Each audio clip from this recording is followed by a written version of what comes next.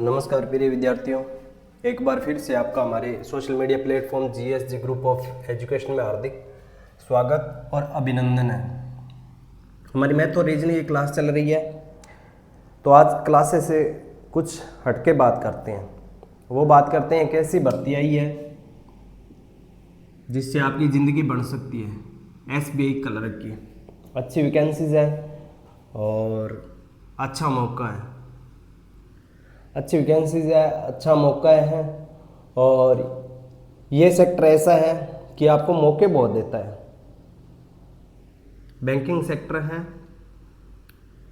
ये आपको बहुत अच्छे मौके देता है। बहुत एग्ज़ाम कंडक्ट कराता है ये, बहुत एग्ज़ाम। थोड़ी सी इस भर्ती के बारे में बात कर लेते हैं। इस वीडियो को ज़्यादा से ज़्यादा शेयर कर देना ताकि किसी और के भी काम आ जाए। अगर आप ग्रेजुएशन कर रहे हो तो आपको बैंकिंग की तैयारी अभी से लग जानी चाहिए।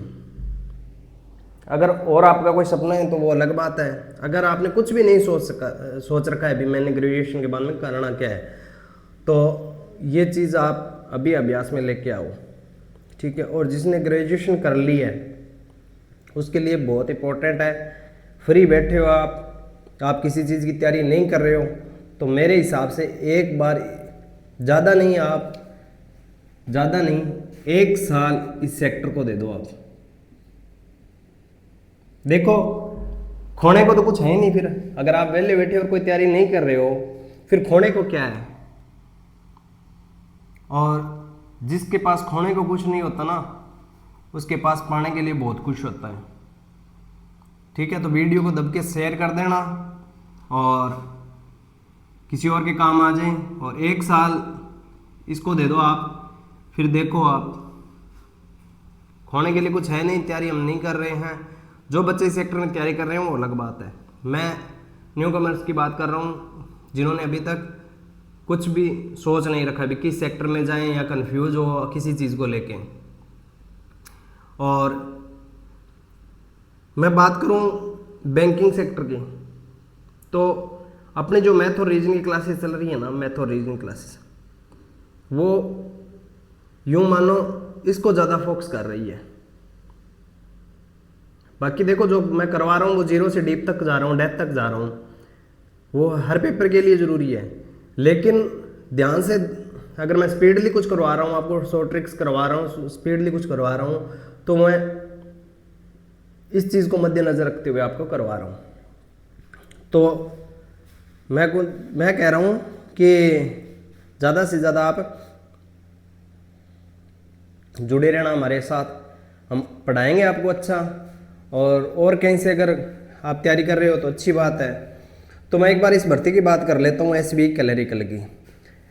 एसबीआई क्लरिकल की एप्लीकेशन के फॉर्म जो है एप्लीकेशन के, वो 11 अगस्त 2026 से लेकर शुरू हो गए हैं अभी रिसेंट में, और 31 अगस्त 2026 तक चलेंगे। इसकी लास्ट डेट है। और इस लास्ट डेट तक मत वेट करना, आजकल में ही भरवा दो फॉर्म, आजकल में ही भरवा दो फॉर्म, ठीक है। प्री एग्ज़ाम अभी फिक्स कोई डेट नहीं है, लेकिन सितंबर 2026 तक इनका जो टाइम टेबल है ना बड़ा फिक्स रहता है। बहुत ही रेयर चांस होते हैं कोई एक्सेप्शनल केस हो जाए तो भले ही कि डेट आगे पीछे कर देते हैं। बाकी सितंबर 2026 में इसका प्री एग्ज़ाम हो जाएगा और मेंस हो जाएगा इसका नवंबर 2026 तक, ठीक है।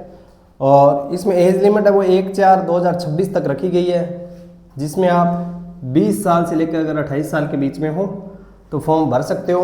ओबीसी में 3 साल की जो छूट है वो है ही। SC ST में 5 साल की है, ओबीसी में 3 साल की है, वो भी देख लेना आप, ठीक है। और इसमें आपके पास जो क्वालिफिकेशन मांगी है उनकी रिक्वायरमेंट है जो ग्रेजुएशन होनी चाहिए, किसी भी मान्यता प्राप्त यूनिवर्सिटी से ग्रेजुएशन होनी चाहिए आपकी, ठीक है जी। लैंग्वेज अभी हम देखेंगे किस स्टेट की क्या लैंग्वेज गई, उस पर भी थोड़ी चर्चा करेंगे। लैंग्वेज आपको उस स्टेट की लोकल लैंग्वेज है वो आनी चाहिए। अगर लोकल लैंग्वेज का आपके पास कोई सर्टिफिकेट नहीं है, जैसे आप गुजरात से फार्म भर देते हो और आपके पास गुजराती का कोई सर्टिफिकेट नहीं है, तो फिर आपका लोकल लैंग्वेज प्रेफरेंसी एक टेस्ट होएगा, वो देना पड़ेगा। अगर आपके पास मार्कशीट में अगर आपके गुजराती है 10th क्लास में आपने, तो उसको ये टेस्ट नहीं देना पड़ेगा। ठीक है। सैलरी की बात करूं तो सैलरी 40,000 से लेकर 50,000 तक वो उस मेट्रो सिटी या किसी शहर के आधार पे उसके हिसाब से वो बढ़ा के देते हैं सैलरी। ठीक है, वो शहर पे डिपेंड करेगा, मेट्रो सिटी में हो आप या कौन से शहर में हो, किस जगह हो। तो 40,000 से लेकर 50,000 रुपये तक है। ठीक है जी। तो मेरे हिसाब से इस चीज़ को आप अच्छे से लग जाओ, एग्ज़ाम दे के देखो, आप एग्ज़ाम दे के देखो, आप इस चीज़ में उतर जाओ आप। ठीक है। और इसके अलावा अगर मेरे क्षेत्र के आसपास के बच्चे हैं जो ये चाहते हैं कि ऑफलाइन क्लास हमारी शुरू की जाए, तो हमें मैसेज या कमेंट बॉक्स में जैसे भी लिख के भेज देना, हम देख लेंगे। जिस हिसाब से अगर कोई व्यवस्था बैठेगी तो हम ऑफलाइन बैचेस स्टार्ट कर देंगे, मैथ रीजनिंग का स्पेशल आपके। ठीक है। इसमें सब्जेक्ट की बात करूं तो इंग्लिश आती है, न्यूमेरिकल एबिलिटी जिसको मैथ बोलते हैं, और रीजनिंग आएगी। इसमें मैथ आएगी 35 नंबर की, रीजनिंग 35 नंबर की, और इंग्लिश आएगी 30 नंबर की प्री की। सेक्शनल टाइम होएगा, सेक्शनल टाइम मतलब 20 मिनट आपको इंग्लिश का मिलेंगे, 20 मिनट आपको मैथ के मिलेंगे, और 20 मिनट ही आपको मिलेंगे रीजनिंग के, 20-20 मिनट में। अब आपने शॉर्ट ट्रिक या जो मैं पढ़ा रहा हूँ उस तरह से नहीं पढ़े आप, या शॉर्ट ट्रिक्स में उस पर अभ्यास नहीं लेके आते हो, अभ्यास में आप वो चीज़, तो ये 35 क्वेश्चन आप 20 मिनट में नहीं कर पाओगे। लगभग आपको यूँ मान के चलो भी 1 मिनट में 2 क्वेश्चन एवरेज करने पड़ेंगे। तो 1 मिनट में 2 क्वेश्चन तभी हो पाएंगे जब आपकी कैलकुलेशन की स्पीड अच्छी है। ठीक है। और इंग्लिश के लिए 20 मिनट मैं मानता हूँ इनफ है, 30 क्वेश्चन है, आराम से करोगे तो भी अटेम्प्ट कर रहोगे। लेकिन इसमें आपका पेपर रहने के बहुत ज़्यादा चांस है, इजी क्वेश्चन आगे रह जाएंगे, पहले किसी में पजल हो जाओगे। इसमें ये तो हम पढ़ेंगे, मैथ और रीजनिंग में ये तो पढ़ेंगे कि क्वेश्चन कैसे करने हैं और कौन से करने हैं, लेकिन जो मेन समस्या है ना, मेन समस्या हमें नहीं पता होती, हमें क्वेश्चन छोड़ने कौन से हैं ये भी आपको लेके चलना होएगा साथ में।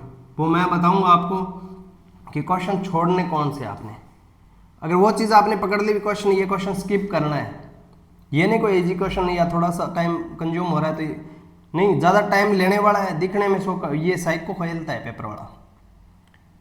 क्वेश्चन दिखने में इजी होता है लैंग्वेज में, लेकिन करने में वो टाइम खा जाता है। तो ऐसे क्वेश्चन अपने छोड़ेंगे, देखेंगे आगे प्रैक्टिस करेंगे तो छोड़ने भी कौन से क्वेश्चन है। तो ये 1 घंटे का टाइम होएगा, 100 नंबर का पेपर आएगा आपका। मैथ 35 नंबर की, रीजनिंग 35 क्वेश्चन 35 नंबर, सेम यही रहेगा। 30 क्वेश्चन 30 नंबर, और 20-20 मिनट 60 मिनट टोटल मिलेंगे। सेक्शनल का टाइम होएगा आपके पास। ठीक है जी। अब थोड़ी सी कट ऑफ पे बात कर लेते हैं अपने।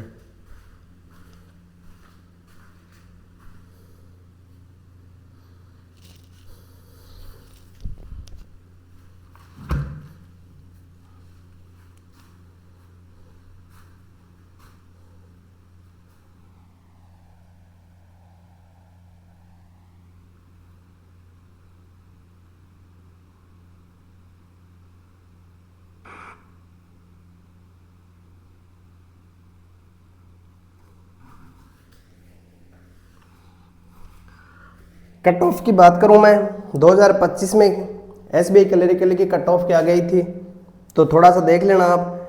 इसमें जो अंडमान निकोबार है उसकी जो SC की मेरिट गई थी वो 67.5 गई थी। ST की गई थी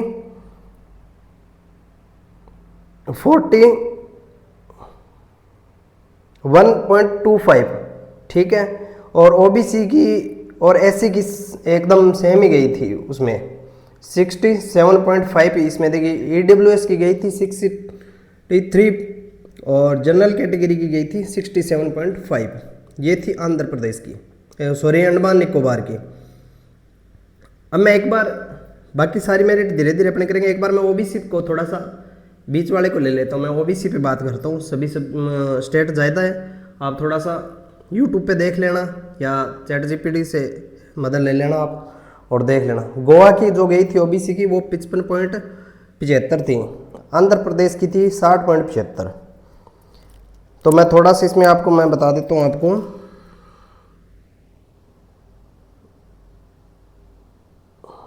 अपने नज़दीक के जो स्टेट है उसकी बता देता हूँ मैं ना। गुजरात की गई थी 72.5,